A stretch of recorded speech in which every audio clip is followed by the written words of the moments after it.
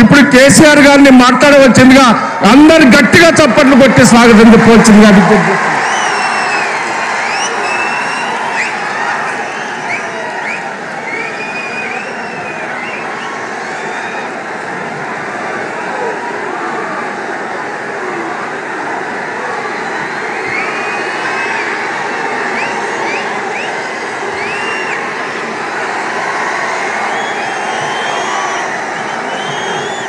మిత్రులారా, మీకు అందరికి చరిత్ర తెలుసు.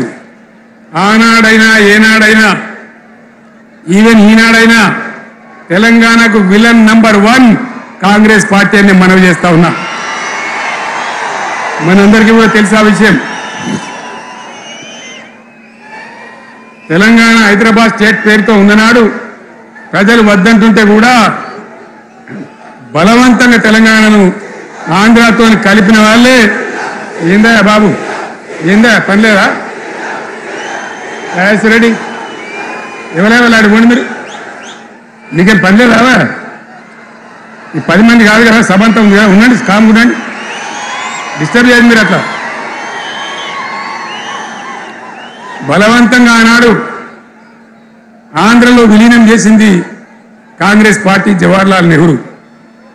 69లో ఉద్యమం వస్తే 400 మంది తెలంగాణ బిడ్డలను పిట్టల్లాగా కాల్చి చంపింది ఇందిరాగాంధీ ప్రభుత్వం, ఆనాడు ఉన్నటువంటి కాంగ్రెస్ పరిపాలన. మళ్ళీ 2001 నుంచి మనం విజృంభిస్తే నంగనాచిలాగా ఇదే కాంగ్రెస్ వచ్చి మన బలాన్ని, మన ఊపును చూసి పొత్తు పెట్టుకొని తెలంగాణ ఇస్తామని నమ్మబలికి మనతో పొత్తు పెట్టుకున్నది కూడా మీరు చూసినారు. మళ్ళా ఎగ్గొట్టే ప్రయత్నం చేసినారు. 14 ఏళ్ళు ఏడిపించినారు. అది మీ అందరికి తెలుసు. వాళ్ళు ఎట్టెట్లా చేస్తూ ఉంటే వాళ్ళ మోసాన్ని కప్పేయడానికి నేను ఇదే జయశంకర్ పార్లమెంట్లో ప్రతిపక్షాలని కాంగ్రెస్ గొంతు పట్టుకుంటే అప్పుడు దిగివచ్చి తెలంగాణ కోసం ప్రకటన చేసిన విషయం మీకు తెలుసు. మళ్ళీ ప్రకటన వెనక్కి తీసుకొని మళ్ళా వెనకకు పోయినారు. ఆ తర్వాత సకల జనుల సమ్మె కావచ్చు, సాగర హారాలు కావచ్చు, వంట వార్పులు కావచ్చు, అనేక రూపాలలో విజృంభించి మళ్ళీ భయంకరమైన పోరాటం చేసినాం. మళ్ళీ 3 ఏళ్ల తర్వాత వాళ్లకు రాజకీయ అవసరం ఏర్పడి ఆనాడు వచ్చి మళ్ళీ తెలంగాణ ఇస్తామని ప్రకటించి వాళ్ళకి ఇష్టం లేకపోయినా తెలంగాణ సృష్టించినటువంటి ఆ సుడిగాడుపులుగా తట్టుకోలేమని భయపడి తెలంగాణ ఇచ్చిన విషయం కూడా మీకు తెలుసు. తదనంతరం ప్రజలు మనకు అధికారం ఇచ్చినారు. దాన్ని మనం ఏదో అధికారం అనుభవించడానికి తీసుకోలే, బాధ్యతగా తీసుకున్నాం. ఎంత బ్రహ్మాండంగా పనిచేసినాం. రాష్ట్రాన్ని మన చేతిలో పెడితే ఎక్కడున్న తెలంగాణను ఎక్కడ తీసుకొని పోయినాం. అనేక రంగాలలో please please please please please ఒకటే మాట. ఏ బాబు ఇక్కడ నేను మాట్లాడుతున్నా, అక్కడ మీరు మాట్లాడుతున్నా, ఏమైనా అర్థం ఉన్నదా? ఏ అర్థం కావాలి ప్రజలకు? ఏం పని లేదా? ఇదేం పద్ధతి? మీరు పార్టీ కార్యకర్తలేనా? సైలెన్స్ ఉండండి. అంతమంది, 4 లక్షల మందిని మీరు 10 మంది ఏంది ఇక్కడ? 10 నిమిషాలు సైలెంట్గా ఉండలేరా? చివరిలో బాగా చెప్తాం, స్లోగా అద్భుతంగా దుంకుదాం, స్టేజ్ ఎత్తి దుంకుదాం. మీరు బాధ్యత చూడాల్సింది ఏంటంటే మీరు అరవడం బంద్ చేయండి. ఇంతమంది ఉన్నారు, ఏం సీఎం పనిలేదా నీకు? మళ్ళీ అందరు ఇళ్లలోకి చేరుకోవద్దా? క్షేమంగా పోవద్దా? ఎక్కడెక్కడి నుంచో దూరం నుంచి వచ్చిన వాళ్ళు ఉన్నారు. 10 నిమిషాలు మీరు సైలెంట్గా ఉండండి. ముందరిన వాళ్ళు 10 ఏళ్ల బీఆర్ఎస్ పాలనలో ఎక్కడున్న తెలంగాణ ఎక్కడికి పోయింది?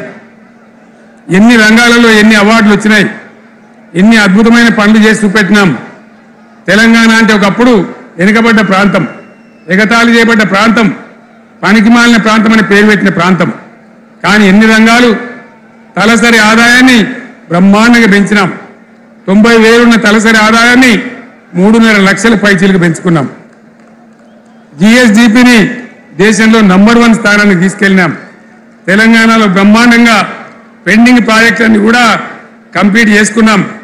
కల్వకుర్తి కావచ్చు, నెట్టెంపాడు కావచ్చు, భీమా కావచ్చు, ఎల్లంపల్లి కావచ్చు, మిడిమానేరు కావచ్చు, అక్కడ మేఘాల మీద పనిచేసి దాన్నంతా కూడా కంప్లీట్ చేసి ఒక్క పాలమూరు జిల్లాలోనే 10 లక్షల ఎకరాలకు సాగునీళ్ళు ఇచ్చుకున్నాం.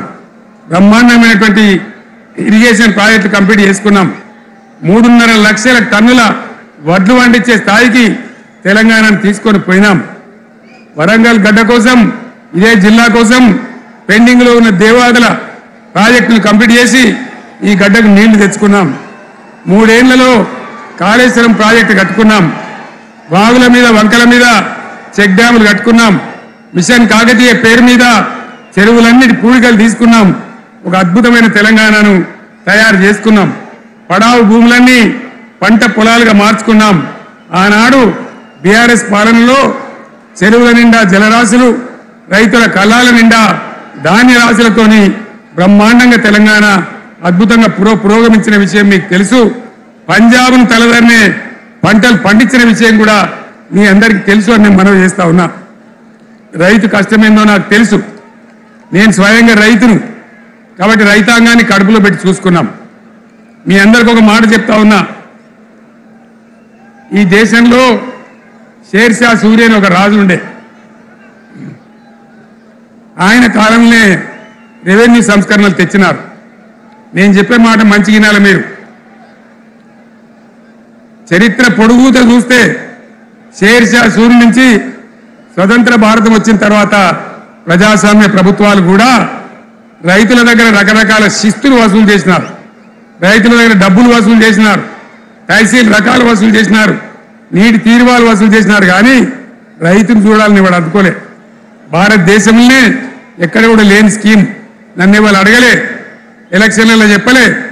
నాకు నేనుగా ఆలోచించి, ప్రభుత్వమే ఆలోచించి రైతు బంధు పథకాన్ని తెచ్చినాం. చాలా బ్రహ్మాండంగా రైతు బంధు పథకాన్ని అమలు చేసినాం. రైతాంగానికి ఎటువంటి కరెంట్ ఇచ్చినాం, ఎంత అద్భుతమైన కరెంట్ ఇచ్చినాం. ఆంధ్ర వలసవాద ముఖ్యమంత్రులు ఏం మాటలు మాట్లాడినారు. తెలంగాణ వస్తే కారు చీకట్లు అవుతాయి, మీకు కరెంటే రాదు, మీకు పంటలు పండియే రాదని చెప్తే వాళ్ళ నోర్లు మూయించేలాగా ఉత్తమమైనటువంటి ట్రాన్స్ఫార్మర్ కావాలన్నటువంటి, మోటార్లు కావాలన్నటువంటి నాణ్యమైన కరెంటును 24 గంటలు సప్లై చేసినాం. రైతు ఇంట్లో కూర్చుంటే పొలాల కాడ బోర్లు దుంకినాయి. మీరందరూ కళ్ళారా చూసినారు. నాకంటే ఆ విషయం మీకే ఎక్కువ తెలుసు. అదేవిధంగా రైతులు చనిపోతే 2 ఎకరాలు 3 ఎకరాలు ఉన్న రైతులు ఏముంటుంది, వాళ్ళకి ఆదాయం ఉండదు. వాళ్ళు సస్తే బీఆర్ఎస్ రాకముందు పట్టించుకున్న నాతులు లేడు. అదే బీఆర్ఎస్ వచ్చిన తర్వాత రైతు బీమా ఇచ్చి వాళ్ళు చనిపోయినాక 8 రోజుల్లోనే వాళ్లకు రైతు బీమా అందే విధంగా ఆనాడు చర్యలు తీసుకున్నాం. పైసలు ఎంత మంచిగా వచ్చేది, రైతు బంధు డబ్బులు ఏ విధంగా వచ్చేది. శంకులు పడుతుంటే చకాచక వచ్చి బ్యాంకులలో డబ్బులు పడి రైతుల సెల్ ఫోన్లు మోగుతుండే. ఆ విధంగా కడుపులో చల్లగదలకుండా రైతాంగానికి రైతు బంధు పథకాన్ని అమలు చేసుకున్నాం. రకరకాల వ్యక్తులు రకరకాల మాటలు మాట్లాడినారు. జై కిసాన్ జై జవాన్ అన్నారు తప్ప వాళ్ళ సంక్షేమం ఏ ప్రభుత్వం కూడా చూడలేదు. అదేవిధంగా ధాన్యం రైతులు పండిస్తే కొన్ని 100 కోట్ల రూపాయలు ప్రభుత్వానికి నష్టం వచ్చినా ఏ విధంగా ధాన్యం కొన్నామో, ధాన్యం ఎంత బాగా కొన్నామో, వడ్లు కొంటే 3-4 రోజులనే డబ్బులు రైతుల ఖాతాలో ఎట్లా చేసినామో అవన్నీ కూడా యావత్ తెలంగాణ ప్రజానికి తెలుసు. అంతకుముందు మధ్య దళారీల పాలు ఎన్నో రకాల బాధలు, 7,500 కొనుగోలు కేంద్రాలు పెట్టి ధాన్యం ఎట్లా వేసినామో కూడా మీ అందరికీ బాగా తెలుసు. మరి ఇదంతా కూడా బ్రహ్మాండంగా జరిగింది. ఎన్నో పనులు మిషన్ భగీరథ ఎన్నికల ప్రణాళికలు చెప్పలే, ఓట్ల ప్రచారం అప్పుడు చెప్పలే. గవర్నమెంటే చేసింది. ఇంతింత నల్లబెట్టి ప్రజలకు అందియడం జరిగింది. రైతు బంధు కానీ, రైతు బీమా కానీ, కళ్యాణ లక్ష్మి కానీ, కేసీఆర్ కిట్ కానీ, కంటి వెలుగు లాంటి ప్రోగ్రాం కానీ ఎవరు అడిగిన నన్ను ఎవరు అడగలే. అయినా మా అంతల మేమే మన రాష్ట్రం మన ప్రజలని వాళ్ళని బాగు చేసుకోవాలని చేసినాం. చెరువులలో చేపలు పెంచాలని ఎవరు అడిగిరు నన్ను, ఎవరు డిమాండ్ చేసిండ్రు. వాళ్ళకి వృత్తి పని దొరకాలని, మత్స్యకారులను ప్రోత్సహించాలని చెరువులలో చేపలు పెంచినాం లక్షలాది గొర్రెలను పంపిణీ చేయమని ఇవాళ ధర్నా చేయలే ఇవాళ అడగలే కానీ ప్రభుత్వమే తనంతట తానే బ్రహ్మాండంగా వాళ్ళకు చేయడం జరిగింది ప్రజల అవసరాలు ఎప్పటికప్పుడు తీర్చినాం అంతవరకే ఆగలే పారిశ్రామిక రంగం మీద దృష్టి పెట్టినాం పెట్టుబడులు ఆకర్షించినాం సుమారు 20 నుంచి 25 లక్షల మంది పిల్లలకు ఉద్యోగాలు ఇప్పించే ప్రయత్నం చేసినాం 40 కోట్లు మాత్రం ఉన్న ఐటీ ఎగుమతులు 2.5 లక్షల కోట్లకు పెంచగలిగినాం ఐటీ రంగంలో 7 లక్షల మందికి ఉద్యోగాలు కొత్తగా వచ్చినాయి 1000కి పైగా గురుకులాలు పెట్టినాం పేద ఇళ్ళ విద్యార్థులకు ఉత్తమమైనటువంటి చదువులు అందించినాం తెలంగాణలో 3 మెడికల్ కాలేజీలు ఉంటే దాన్ని 33 మెడికల్ కాలేజీలు తీసుకొని పోయినాం ఈ విధంగా అది ఒకటి మాత్రమే కాదు బీఆర్ఎస్ టైంలో మత కల్లోలం లేదు కర్ఫ్యూ లేదు కల్లోలం లేదు శాంతి భద్రతలన్నీ కూడా బ్రహ్మాండంగా కాపాడి ప్రతి ఒక్కరిని కూడా కాపాడే బాధ్యత తీసుకొని కడుపులో పెట్టుకొని చూసుకున్నాం ఇవన్నీ కూడా నా డైలాగులు కాదు నేను చెప్పే స్టోరీలు కాదు ఇవన్నీ పార్లమెంట్ వేదికగా కేంద్ర ప్రభుత్వం అనేక సందర్భాల్లో వెల్లడించినటువంటి విషయాలు reserve bank of India comptroller general of India వాళ్ళు వెల్లడించినటువంటి అధికారమైనటువంటి లెక్కలని చెప్పి కూడా నేను మీకు మనవి చేస్తా ఉన్నా ఇవన్నీ జరిగినాయి ఇప్పుడు నేను చెప్పిందంతా కూడా మీ కళ్ళ ముందరనే జరిగింది మరి కాంగ్రెస్ వచ్చి ఏడాది అర్థమా మరి ఏం మాయ రోగం వచ్చే ఏం బీమార్ వచ్చే ఏమేమి చెప్పిరి ఎన్నెన్ని చెప్పిరి మీకు కావాల్సింది ఇదే కదా చెప్తా ఇక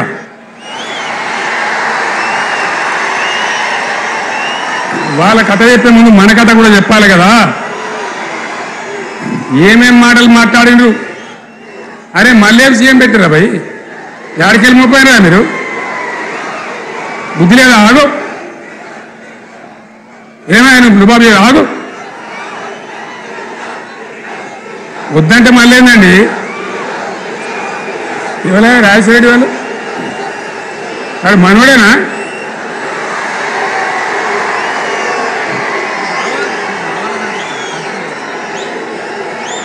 ఎన్నెన్ని మాటలు చెప్పిరి వరుస బట్టి గోల్మాల్ దింపుట్ల కాంగ్రెస్ను మించిన వాళ్ళు లేడు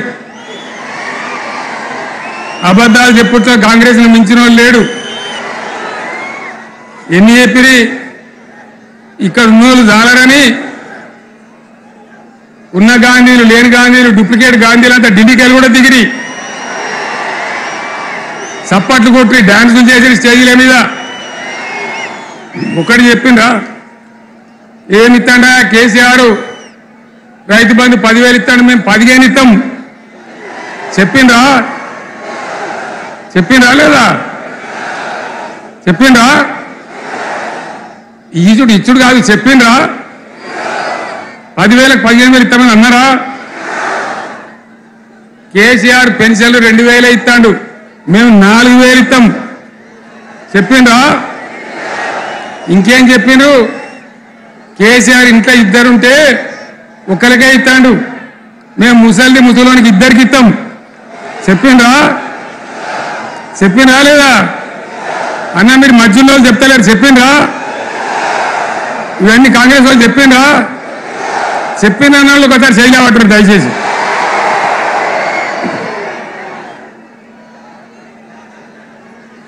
దివ్యాంగులకు కేసీఆర్ 4,000 ఇస్తాడు పెన్షను మేము 6,000 ఇస్తామండి అన్నారా ఇక చదువుకునే ఆడిపోరగాళ్ళకు స్కూటీలు కొనిస్తామండి కొనిచ్చారా అన్నారైతే అన్నారు కదా విద్యార్థులకేమో విద్యా కార్డు ఇస్తామండి 5 లక్షల గ్యారంటీ కార్డు బ్యాంక్ కార్డు ఇస్తామండి ఇట్లా ఎన్ని మాటలు చెప్పారు ఇక ఉరుకురి ఒకననుకోడు ఉరుకురి 2 లక్షల లోన్ తెచ్చుకొని డిసెంబర్ 9 నాడే కథం ఒక కలంపోడుతోనే కథం అన్నరా మరి చేసిండ్రా చెయ్యలే ఇక వడ్లు కొంటే ఒక వడ్లు కాదు ఆనాడు మనమే కొనుగోలు కేంద్రాలు పెట్టి కనీసం మద్దతు ధర వచ్చేటట్టుగా మొలకొచ్చినా తడిసిపోయినా రంగు మారినా రైతులు కాబట్టి మన బిడ్డలు కాబట్టి గవర్నమెంట్కు 500 కోట్లు నష్టం వచ్చినా సరే మొత్తం కొనురాని అని చెప్పినా కొనిపించిన బాధ కాలే వాళ్ళేం చెప్పిండ్రు పబ్లిక్ను బోల్తా కొట్టేయడానికి మేము క్వింటాల్కి 500 బోనస్ ఇస్తాం మక్కలకి ఇస్తాం వడ్లకి ఇస్తాం ప్రతి పంటకి ఇస్తాం చెప్పిండ్రా ఇటువంటివి చెప్పుడే కాదు వీటితోని ఇంకొక 420 హామీలు చెప్పారు వాళ్ళ నోటికి మొక్కాలే కళ్యాణ లక్ష్మి కేసీఆర్ 1,00,000 రూపాయలు ఇస్తాడు మేము వస్తే తులం బంగారం కూడా కల్పిస్తామండి అన్నారా ఏమన్నా నత్తందా ఇక హామీలు ఇచ్చుడు కాదు పెద్ద పెద్ద బుక్కులు వంచి ఊరూరికి వంచారు సిగ్గులేక ఊళ్ళ పంట తిరిగి బాండ్ పేపర్లు రాసిచ్చారు బాండ్ పేపర్లు ఇంటికి తిరిగిండ్రు చెప్పిందా చాలా మంది అడిగిండ్రు మరి మీరు అడ్డగోలు చెప్తున్నారు అడ్డం పొడుగు చెప్తున్నారు ఎటువంటి అడ్డ చెప్తున్నారు యాడికెళ్ళి ఇస్తారా భయ అని అడిగిండ్రు పేపర్ వాళ్ళు అడిగిండ్రు ఇప్పుడు ఆర్థిక మంత్రి ఉన్నాయన టీవీలలో చెప్పిన ఆయన ఇస్తాం చేసి చూపిస్తాం మాది పేద పార్టీ 120 ఏళ్ళ అనుభవం ఉన్న పార్టీ మమ్మల్ని మించిన సిపాయిలు లేరు అని ఒకటి జబ్బలు తరిచే ఒకటి మెడలు తరిచే డైలాగులు కొట్టి మేము ఇచ్చేస్తామన్నారు ఇచ్చిండ్రా ఇయ్యలే రుణమాఫీ చేయలే మధ్యలో పార్లమెంట్ ఎలక్షన్ వచ్చినాయి అప్పుడు నాకు కాలు ఇరిగింది మెంటుకుంటున్నాం మళ్ళీ నేను బయలుదేరిన ఆ దెబ్బకి ఏం చేసిండ్రు తెలంగాణలో ఎన్ని దేవుళ్ళు ఉన్నాయో అన్ని దేవుళ్ళ మీద ఒట్లు పెట్టుకున్నారు పెట్టిండ్రా బహిరంగ సభలలో ఆడిడ కూడా కాదు ఇన్ని మాటలు చెప్పి ప్రజల్ని ఏమార్చింది ఒక ఉచిత బస్ అని పెడితే అది జుట్టు పట్టుకొని కొట్టుకుందానికి మనకైతే తప్ప ఏమనికి ఉపయోగపడ్డది లేదు ఆ మహిళలు అంటారు మాకు ఎందుక ఉచిత బస్ దరిద్రం మాకు అవసరమే లేదు అంటాను అటువంటి ఒక పథకం పెట్టి ఇక ఇప్పుడు మళ్ళీ పెద్ద నోరు పెట్టుకొని వాళ్ళే మాట్లాడతారు అంటే మాట్లాడతారు అబద్ధాలు చెప్తారు మాట్లాడితే బీఆర్ఎస్ వాళ్ళ మీద నింద మాట్లాడితే కేసీఆర్ మీద నింద ఇది ఒక అలవాటు చేసుకొని ఎవరికి నోరుంటే వాంతే లెక్క అనే పద్ధతిలో అడ్డమైన మాటలు మాట్లాడుతూ చాలా ఘోరంగా మోసం చేస్తూ ఉన్నారు ఎట్లున్నదంటే కాంగ్రెస్ వాళ్ళు చెప్పింది చాలా సిపాయిలం మా అంత సిపాయి లేడంటే జనం నమ్మితిని ఆశపడ్డాం కదా నమ్మి బోల్తా పడ్డాం కదా గల్లంత అయినాం కదా ఒక ఊళ్ళో మొలక నాట్లేసే టైం వస్తే అలుకుడు చేస్తాడు బడ్డాలుతాను మొలకకి అలుకుడు చేస్తాం కదా తుకాలు పోయామా పెద్ద మొగోడని కొన్ని పిలిచిరట మొగోడని మొలకలుస్తానికి పిలిస్తే ఎలక పిల్లని చూసి ఎల్లంకర పడ్డాడు ఇక మా అంత సిపాయిలు లేరు మేము తెచ్చే ఇస్తాం 6 సందమామలు పెడతాం 7 సూర్యులు పెడతాం అని నమ్మబలికి ప్రజలను దగా చేసి మంచిగున్న తెలంగాణ నాగం పట్టించి ఓట్లు వేయించుకొని ప్రజలను మోసం చేసిండ్రు దగా చేసిండ్రు ఈ మాట నిజం మీ అందరికి తెలుసు ఇవాళ ఏం మాట్లాడతారు మమ్మల్ని ఎవరు నమ్ముతలేడు మాకు అప్పు ఉడతలేదు యాడికెళ్ళి తెచ్చేయాలి అని ఇప్పుడు మాట్లాడుతున్నాం అప్పుడేమో మాకు అపారమైన అనుభవం ఉంది మేము చేస్తామన్నారు ఒక్క మాట చెప్తున్నాం మిత్రులారా ఇక్కడ నూళ్ళం మనమే కాదు నా ప్రసంగం టీవీలలో వినేటువంటి కోటాను కోట్ల మందికి కూడా నేను మనవి చేస్తా ఉన్నా ఇంత మోసం ఉంటుందా ఇంత దగా ఉంటుందా ఓట్లయితే రాని అవతల పడదామని ముచ్చట్నా ఎంతవరకు ఇది కరెక్టు తెలంగాణ ఎంత మంచిగా పోయేది ఇప్పుడు బొందలు పడగొట్టినరా ఎంత ఘోరమైనటువంటి ఫలితం మనం చూస్తున్నాం ఇవాళ ఏం జరుగుతూ ఉంది మళ్ళీ అన్ని మోపైనాయి ఇక దుకాణం పెడతామన్నారు లొల్లి పెట్టిండ్రు బొబ్బ పెట్టిండ్రు ఇక ఓట్లు అయినాక ఎత్తాడు తవ్వడు మోయాడు బాయి పడతాం జోరుగా చెప్తే 6 నెలల ఏమయ్యారంటే ఇక ఆయనతో రేపు అవుతుంది ఎల్లుండి అవుతుంది సంక్రాంతికి అవుతుంది దీపావళికి అవుతుంది మార్చి 31కి అవుతుంది మార్చి 31 లేదు మన్ను లేదు ఏది కూడా చేసింది లేదు మొత్తం ఆర్థిక పరిస్థితిని దెబ్బతీసింది తెలివి తక్కువ పనితోని అవివేకం వల్ల అజ్ఞానం వల్ల పరిపాలన చేయరాక సర్వనాశనం చేసింది. రాష్ట్ర ఆర్థిక పరిస్థితి ఎంత మంచిగా ఉండే, ఎంత బాగా పోతా ఉండే. మేము కష్టపడి కడుపు కట్టుకొని నోరు కట్టుకొని సంవత్సరానికి 10 నుంచి 15,000 కోట్ల ఆదాయం పెంచినాం. అనేక రివ్యూ మీటింగ్లు చేసినాం. ఎంత బాగా తీసుకొని పోయినాం, తెలంగాణను ఎట్లా తయారు చేసినాం, ఆ విధంగా తీసుకొని పోయినాం. ఇలా ఒక్క మాట మీరు అందరూ ఆలోచన చేయాలి. ఇక్కడ ఉన్న వాళ్ళు కానీ నా మనసు బాధ అవుతుంది, నా మనసు కాలుతుంది, ఇబ్బంది అవుతుంది. నా కళ్ళ ముందటనే తెలంగాణ ఇట్లా కావడం నాకు దుఃఖం కలిగిస్తూ ఉంది. నేను ఆవేదనతో చెప్తున్నా ఈ మాట. ఒక్క మాట మీరు అందరూ ఆలోచన చేయండి. తెలంగాణలో భూముల ధరలు ఎట్లుండే, కేసీఆర్ ముఖ్యమంత్రి ఉన్నప్పుడు, బీఆర్ఎస్ రాజ్యం చేసినప్పుడు భూముల ధరలు ఎట్లుండే? ఆనాడు కొనేటోళ్ళు ఎక్కువ ఉండిరి, అమ్మేటోళ్ళు తక్కువ ఉండిరి. ఇవాళ ఆపదకి అమ్ముకుందామంటే భూములు కొనేటోడు ఉన్నాడా? అడుగుతున్న భూముల ధరలు ఎక్కడికి పోయినాయి? ఎవరికన్నా 5 ఎకరాలు డాంబర్ రోడ్డు పక్కకుంటే నేను 5 కోట్ల మనిషిని, నేను కోటీశ్వరుని ధైర్యంగా రైతులు ఉండరు. ఇవాళ అడిగేటోడు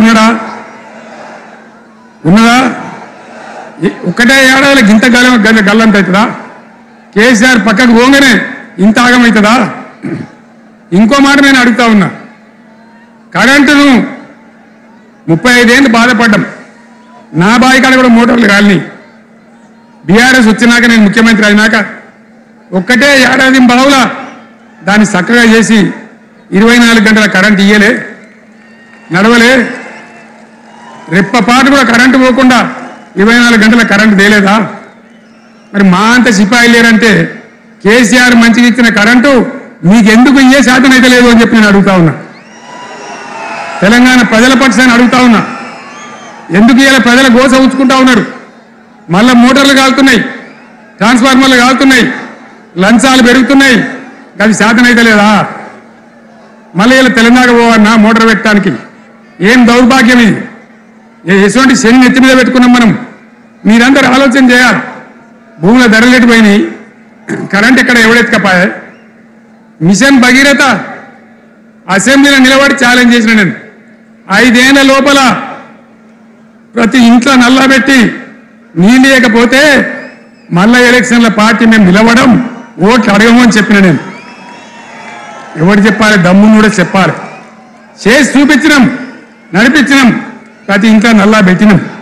కృష్ణా గోదావరి నీళ్లు తెచ్చి ప్రతి ఇంటి ముందర దుంకించినాం. అది మీరందరూ దానికి సాక్ష్యం. ఇలాగా మంచినీళ్ళు కట్టిన ఇల్లు పెట్టిపోయి ఉన్న పథకం కేసీఆర్ ఆయమల్ని అయిపోయింది. ఇంకా మంచినీళ్ళు కూడా ఇయ్యే శాతం అయితే లేదా? మేము ఇంత సిపాయిలం అంత సిపాయిలం అని ఎగిరెగిరి దుంకితే మాట్లాడితే మంచినీళ్ళు ఇచ్చే కూడా శాతం అయితే లేదా? మంచినీళ్ళు పోతాయి, కరెంటు పోతుంది, వడ్లు కొనే దిక్కు లేదు. వడ్లు కొంటాను రా, కళ్ళాల కాడ 15 రోజులు వడ్లు కొనే దిక్కు లేదు, అడిగే దిక్కు లేదు. సర్కారు కొనకపోతే దిక్కుమాని దేవుడా అని ప్రైవేట్ మిల్లర్లకు అమ్ముకుంటున్నాం. మళ్ళీ అక్కడ దళారీలు, అక్కడ దోపిడీ, మళ్ళీ రైతాంగం దోపిడీకి గురి అవుతున్నది. మళ్ళీ 2014 కంటే ముందటి పరిస్థితులు వస్తూ ఉన్నాయి. ఆ విధంగా ఎందుకు జరుగుతూ ఉంది? ఇది ఎవరి అసమర్థత? కాంగ్రెస్ ప్రభుత్వం యొక్క అసమర్థత కాదా? ఈ కాంగ్రెస్ కాటేయడం కాదా? నేను ఒక్కటే మాట మిమ్మల్ని కోరుతా ఉన్నా, ప్రజలకు నేను అడుగుతా ఉన్నా. పేదలు గుడిసెలు వేసుకుంటారు, ప్రభుత్వ జాగాలలో పాపం తెలిసి తెలియక కొన్ని వేసుకుంటారు. బీఆర్ఎస్ గవర్నమెంట్లో హైదరాబాద్తో సహా, వరంగల్తో సహా అనేక పట్టణాలలో, అనేక ప్రాంతాలలో రాష్ట్ర వ్యాప్తంగా లక్షలాది మందికి మేము పట్టాలు ఇచ్చినాం. బుల్డోజర్లు పెట్టి, జేసీబీలు పెట్టి మేము చెరువులలో పూడికెళ్ళి తీస్తే వీళ్ళేమో హైడ్రా అని మన బొందా అని పెట్టి పేదల ఇండువులో కొడతా ఉన్నారు. ఆనాడు చెరువు పూడికెళ్ళి తీసిన బుల్డోజర్లు ఇలా పేదల ఇండువులో కొడతా ఉన్నాయి.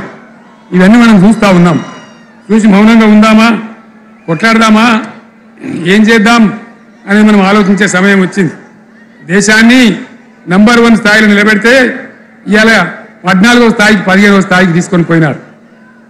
నా కళ్ళ ముందన్న గిట్ల జరుగుతుంది, ఇంత మాయల్యమే అవుతుంది, ఇంత మోసం చేస్తారని నేను కూడా అనుకోలే. ఇలా చాలా బాధ కలుగుతూ ఉంది, చాలా దుఃఖం కలుగుతూ ఉంది. ఇంకా ముందరికి పోవాల్సిన తెలంగాణ ఇలా వెనుకకు అయిపోతున్నా ఉన్నది. మళ్ళా ఎవరు దీనికి కారణం? ఈ దుర్మార్గులు కాదా నిలబెట్టి ఖచ్చితంగా అడగాల్సిన అవసరం ప్రజలకు లేదా అడగాలి. ఎందుకోసం టైం ఇవ్వాలని మేము కూడా టైం ఇచ్చినాం.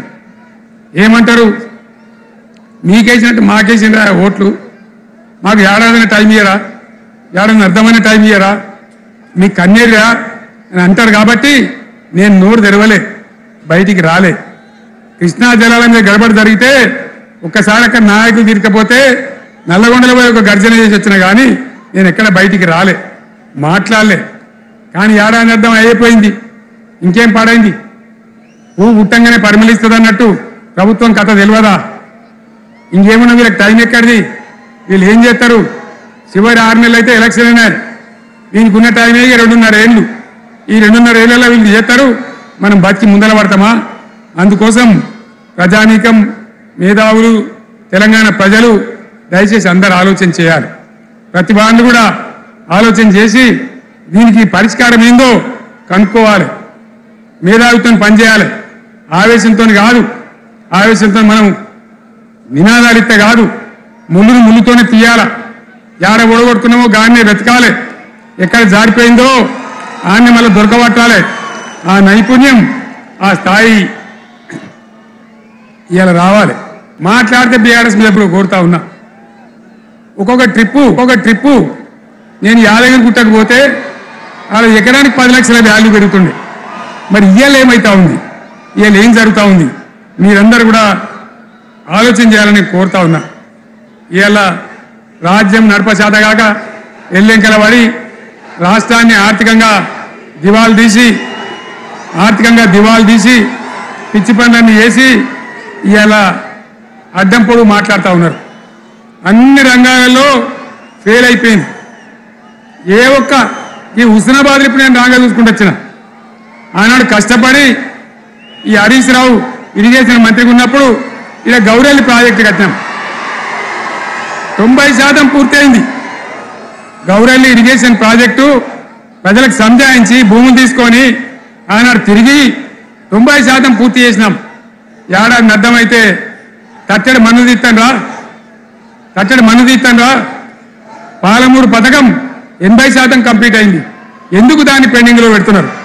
ఎందుకు దాన్ని పూర్తి చేస్తలేరు? ఈ విధంగా చిన్న మాట, చాలా చిన్న మాట. కేసీఆర్ కిట్ పెట్టినాం, లక్షాధికారుల కోసం పెట్టినాం, కోటీశ్వర్ల కోసం పెట్టినాం. ఎవరి కోసం పెట్టినాం కేసీఆర్ కిట్టు? పేద ప్రజల కోసం, గ్రామీణ ప్రాంతాల్లో ఉండేటువంటి పేద ప్రజల కోసం పెట్టినాం. ఆడపిల్లగానే 13,000 ఇచ్చినాం, మగ పిల్లగానికైతే 12,000 రూపాయలు ఇచ్చినాం. ఆ వాహనాలు పెట్టి, అమ్మఒడి వాహనాలు పెట్టి వాళ్ళని తీసుకెళ్లి ప్రసవాలు చేయించి వాళ్ళకి మందులు ఇచ్చి ఫ్రీగా ఉచితంగా చేసి బ్రహ్మాండంగా ప్రసవం చేయించి మళ్ళీ ఇంటికాడ దించినాం. గది బంద్ చేస్తారా ఎవరన్నా? ఎందుకు బంద్ చేయాలి? ముఖ్యమంత్రులుగా పనిచేసే వాళ్ళకు గాంభీర్యం ఉండాలి, ధైర్యం ఉండాలి. రాజశేఖర రెడ్డి అనే ముఖ్యమంత్రి ఉండే, నేను చెప్తా ఉన్నా మీ ముందు ఇయ్యాలి. ఆయన ఆరోగ్యశ్రీ అని ఒక పథకం తెచ్చిండు. నేను ముఖ్యమంత్రి అయిన తర్వాత అడిగిన, హెల్త్ డిపార్ట్మెంట్ని పిలిచి అడిగిన, ఇదేం పథకమైనా బాగుందా అంటే, సార్ మంచిగుంది, ప్రజలకు లాభం అవుతుందని చెప్పింది. నేను చెప్పిన ఆ పథకాన్ని అట్లే పెట్టండి, ఆ పథకాన్ని మార్చకండి, ఆ పథకం అట్లే ఉండాలని చెప్పిన. అక్కడ చెప్పడం కాదు, నేను అసెంబ్లీలో చెప్పిన, ఇది మా స్కీమ్ కాదు, కాంగ్రెస్ గవర్నమెంట్ ప్రారంభించింది, దాని పేరు కూడా మేము మారుస్తలేం, కానీ కొనసాగించాలని చెప్పినాం, కొనసాగించడం. అది మీ అందరికి తెలుసు. ఇలా వీళ్ళు కేసీఆర్ ఆనవాళ్ళు లేకుండా చేస్తాం, కేసీఆర్ ముచ్చట లేకుండా చేస్తారా? ఇవాళ మనం కూడా సభ పెట్టుకుంటే ఎన్ని అడ్డంకులు దానికి.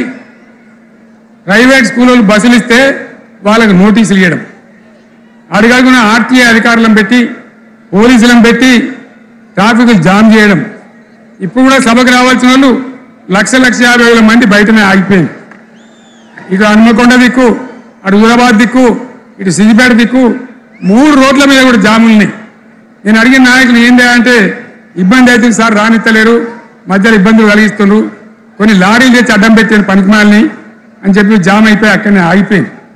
నేను అన్న ఇంకో అర్ధగంట ఆగి మాట్లాడదామంటే మా వాళ్ళంతా ఉండి, లేదు మనోళ్ళు దూరం పోవాలి, ఇక రాని వాళ్ళు ఎట్లా అందరూ మనం మాట్లాడి సభ ముగించాలని చెప్తే నేను వేదిక మీదకి వచ్చిన. ఇన్ని అడ్డంకులు ఇంత కడుపు ఆపుతారా? బీఆర్ఎస్ సభలను ఆపుతారా? ఈ ప్రపంచనాన్ని ఎవడాపుతాడు? ఆగబడితే ఆగుతుందా? నేను ఒక్క మాట పోలీసు మిత్రులకు మనవి చేస్తా ఉన్నా, తప్పకుండా అడుగుతారు ప్రజలు. ఈ అడిగే హక్కును సోషల్ మీడియాలో బీఆర్ఎస్కు సోషల్ మీడియా వారియర్స్ ఉన్నారు, వాళ్ళు బ్రహ్మాండంగా పనిచేస్తున్నారు, ఖచ్చితంగా అడుగుతున్నారు ప్రజల తరఫున. ఇంత అన్యాయం జరుగుతుంటే చూడలేక సోషల్ మీడియాలో పనిచేసే తెలంగాణ బిడ్డలు ఇది ఏమన్యాయమే ఎట్లా అని చెప్పి ప్రభుత్వాన్ని ప్రశ్నిస్తూ ఉన్నారు, ప్రజలకు మద్దతుగా నిలబడతా ఉన్నారు. వాళ్ళ మీద కేసులు, వాళ్ళని పట్టుకపోవడు. పోలీస్ సోదరులను నేను అడుగుతా ఉన్నా, మీరెందుకు దునుకులాడుతుండే? మీకేమక్కడ వచ్చింది? మీకొక్కటి చెప్తున్నా నేను, గ్యారంటీగా పోలీసు మిత్రులారా, ఇవాళ పోయి రాత్రి మీ డైరీలలో రాసుకోండి, మీ డైరీలలో రాసి పెట్టుకోండి. 100కు 100% ఇలా తెలంగాణ చెలరేగిన పరిస్థితికి మళ్ళా వచ్చేది బీఆర్ఎస్ గవర్నమెంటే. అది ఎవడు కూడా ఆపలేడు, అది ఎవరి తరం కాదు, ఎవరి వశం కాదు. మీకు తెలియదా? మీరు పోలీసు ఉద్యోగాలు చేస్తున్నారు, మీరు చదువుకోలేదా? మీకు కూడా విజ్ఞానం ఉంది కదా? వీళ్ళు దొంగ వాగ్దానాలు చేయలేదా? ప్రజలను మోసం చేయలేదా? ప్రజాస్వామ్యంలో ప్రజలకు అడిగే హక్కు లేదా?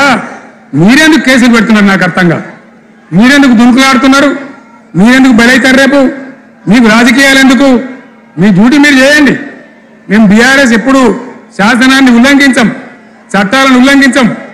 అయినా నేను ఒక్క మాట మళ్ళీ చెప్తా ఉన్నా, మీకు ఆల్రెడీ చెప్తా ఉన్నారు పార్టీ నుంచి, ఎక్కడ ఎవరిని మీ మీద అన్యాయం కేసులు పెట్టినా మన టీఆర్ఎస్ లీగల్ సెల్ వీరులు ఉన్నారు, మీరు భయపడే అవసరం లేదు.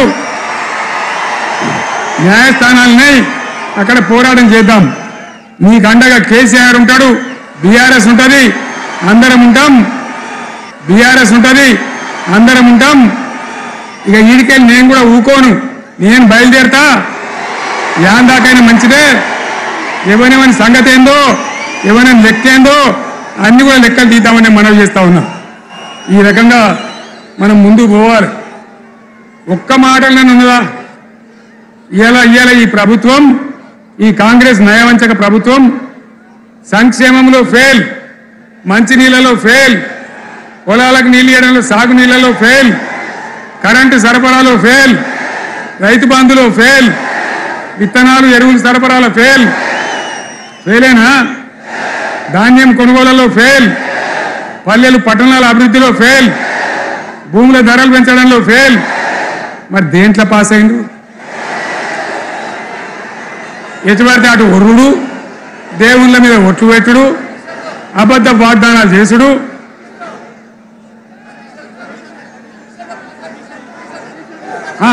కమిషన్ అట 20-30% కమిషన్లు తీసుకున్నాడు, సంచులు నింపుడు, సంచులు మోసుడు. అంతేనా? కరెక్టేనా ఈ మాట? అన్నా కరెక్టేనా? నేను చెప్పి అన్ని ఫెయిల్ అయిందా ఈ ప్రభుత్వం? నిజమైతే ఒకసారి చేతులు లేవటరు దయచేసి, స్టేజ్ మీద లేవటరా? ఫెయిలేనా? ఈ మాట 20% 30% కమిషన్లని నేను అంటలేను. ఎవరన్నారు? స్వయంగా ఆర్థిక మంత్రి చాంబర్కు పోయి 200 మంది కాంట్రాక్టర్లు వాళ్ళు నిలబెట్టి మమ్మల్ని 20-30% కమిషన్ అడుగుతుండ్రు, ఇది ఏమన్యాయం అని చెప్పి సెక్రటేరియట్లో చెప్పిన మాట నేను చెప్తా ఉన్నా. ఈ విధంగా మాజీ సర్పంచులు పాపం వాళ్ళు పనిచేసిన మా బిల్లులు ఇవ్వనంటే వాళ్ళ గోస ఉంచుకుంటా ఉన్నారు. వాళ్ళేం పాపం చేసిండ్రు? ఈ విధంగా ఘోరం. ఇంకా ఈ అందానికి ఏం మాట్లాడతారు? కేసీఆర్ నువ్వు రా అసెంబ్లీకి, నీ కాయగూకుడు ముచ్చట తింటానికా? పిల్లలు అడిగితేనే మీరు జవాబు చెప్తలేరు. పిల్లలు అడిగితేనే చెప్తలేరు. ఉన్నట్టు నిలబెడితే ఆ ఆర్థిక మంత్రి అసెంబ్లీలో లేచి 20% కమిషన్ తీసుకుంటున్న కేటీఆర్ మాట్లాడితే ఆయన లేచి భుజాలు తడుముకుంటాడు. నీకెందుకు బాధ? నువ్వు తీసుకుంటేనే నీకు బాధ ఉండాలి కదా. లేచి పేదలు ఉన్ని పెడతా ఉన్నాడు ఆయన అసెంబ్లీలో. ఈ విధంగా చాలా గందరగోళంగా అవివేకంతో అజ్ఞానంతో చాలా ఘోరం చేసి అడ్డమైన మాటలని చెప్పింది. దాంతో మనం కూడా గోల్మాల్ అయిపోయినాం. తీర్థం పోదాం తిమ్మక్క అంటే వాడు గుళ్ళే మనం సల్లే. ఆ గతికి తెచ్చింది ఇలా ప్రజల గతి. మరి మనం కూడా ప్రజలు కూడా ఆలోచన చేయాలి. ఆవేశం కాదు. గాడిదలకు గడ్డేసి బలరకు పాల్గొని వస్తాయా? మరి ఇప్పుడు ఏం చేయాలో ఆలోచించాలి. ఓ తమ్ముడన్నాడు హైదరాబాద్లో ఆయన ఇల్లు కూడా కొడితే, కేసీఆర్ అన్నా యాడున్నావు నువ్వు రావాలి,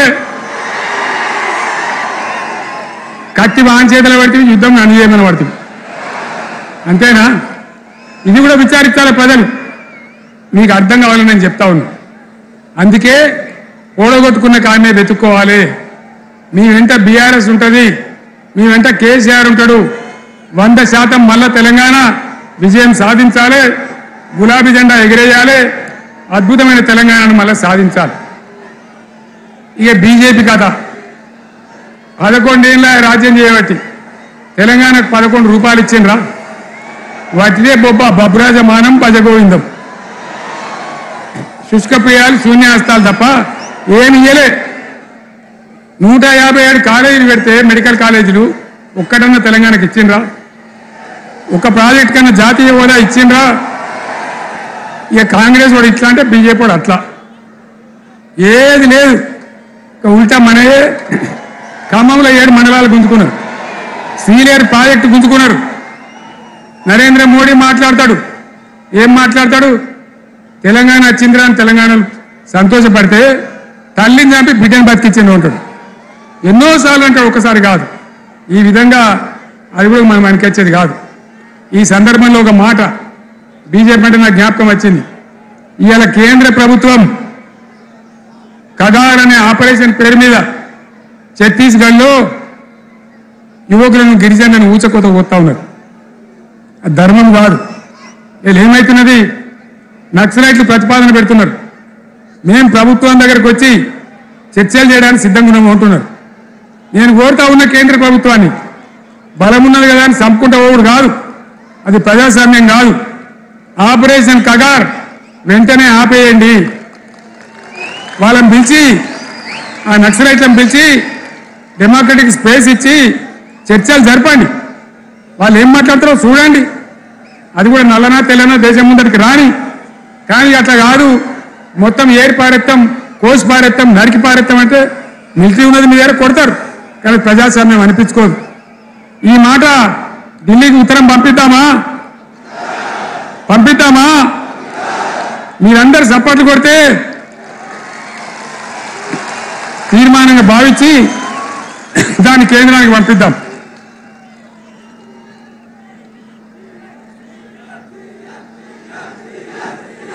ఇక్కడ 30 లేదు.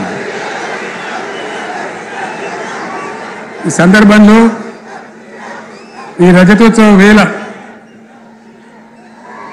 నేను మీ అందరికీ, ఇక్కడ ఉన్న వాళ్ళకు, సభలో లేని వాళ్లకు, టీవీలో నా మాటలు వినే వాళ్లకు, యావత్తు తెలంగాణ సమాజానికి బీఆర్ఎస్ గులాబీ జెండా రజతోత్సవ శుభాకాంక్షలు మరొకసారి తెలియజేస్తూ, మీరందరూ కూడా ధైర్యంగా ఉండండి. మళ్ళీ బీఆర్ఎస్ తెచ్చుకుందాం, బ్రహ్మాండమైన పరిపాలన అందించుకుందాం. వీళ్ళు జరగొచ్చేది అన్ని మళ్ళీ మంచిగా చేసుకుందాం, బ్రహ్మాండంగా ముందుకు పోదాం, పురోగమించుదాం. ఒక అద్భుతమైన తెలంగాణ, ప్రతి వ్యక్తి ముఖంలో చిరునవ్వులు చిందించే తెలంగాణ తయారు చేసుకుందామని చెప్పి మీ అందరికీ మనవి చేస్తూ, ఇంత పెద్ద ఎత్తున ఈ సభకు గవర్నమెంట్ వచ్చిన ఏడాది నెలలోనే మీరు కదిలి వచ్చిందంటే మీరు కూడా ఒక నిర్ణయానికి వచ్చినట్టు కనబడుతూనే ఉంది. ఓట్లు ఎప్పుడు వస్తాయని చూస్తాను. నేను ఇంకో మాట చెప్పాలి, ముఖ్యమైన మాట ఏంటంటే, వీళ్ళు అక్కడిక్కడ ఎందుకైనా మీరు వచ్చిండ్రు ఫోటోల కోసమా?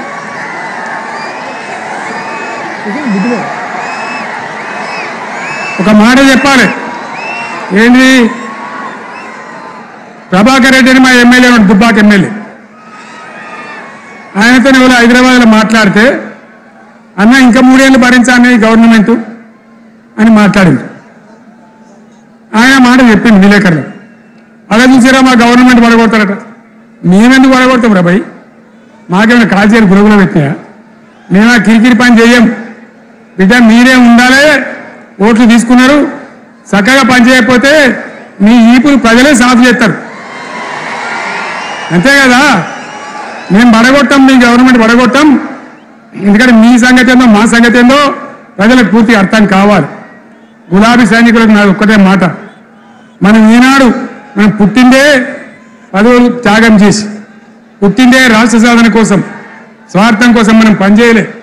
మీ అందరి నాయకులను కార్యకర్తలను నేను కోరేది ఒకటే, తెలంగాణ సమాజం అద్భుతంగా పురోగమించేదాకా మనం పనిచేస్తూనే ఉండాలి. గవర్నమెంట్లో ఉన్నా ప్రతిపక్షంలో ఉన్నా ప్రజల పక్షాన ఉండాలి, ప్రజలకు అండగా ఉండాలి, ప్రజల సమస్యల మీద పోరాటం చేయాలి, వాళ్ళకు అండదండలుగా ఉంటూ పురోగమించాలి. అదే మన కర్తవ్యం. అందులోనే మనకు అన్ని పదవులు వస్తాయి. అది పెద్ద ఇష్యూ కాదు. ఎన్ని వేల మంది మనోళ్ళు ఎంత బ్రహ్మాండంగా ముందుకొచ్చారు. కాబట్టి మీరందరూ కూడా ఆ విధంగా రావాలి. లాస్ట్ మాట, ఈ సభ నిర్వహించినటువంటి మిత్రులు పోచంపల్లి శ్రీనివాసరెడ్డి గారికి, వినయ భాస్కర్ గారికి, పెద్ది సుదర్శన్ రెడ్డి గారికి, రవీంద్రరావు ఎమ్మెల్సీ గారికి, వారికి నేను ధన్యవాదాలు చెప్తా ఉన్నా. ఇక్కడ భూములు ఇచ్చి బ్రహ్మాండంగా ఆదరించిన ఈ ఎల్కతుర్తి చుట్టుపక్కల గ్రామాల ప్రజలకు కూడా, రైతులకు కూడా నేను ధన్యవాదాలు తెలియజేస్తా ఉన్నా. ఈ రజతోత్సవ శుభాకాంక్షలు మీ అందరికీ మరొకసారి తెలియజేస్తూ నేను మీరు సెలవు తీసుకుంటా ఉన్నా. జై తెలంగాణ, జై తెలంగాణ, జై తెలంగాణ. ధన్యవాదాలు. ఇప్పుడు నిలబెట్టరా బాగా నిలబెట్టారు.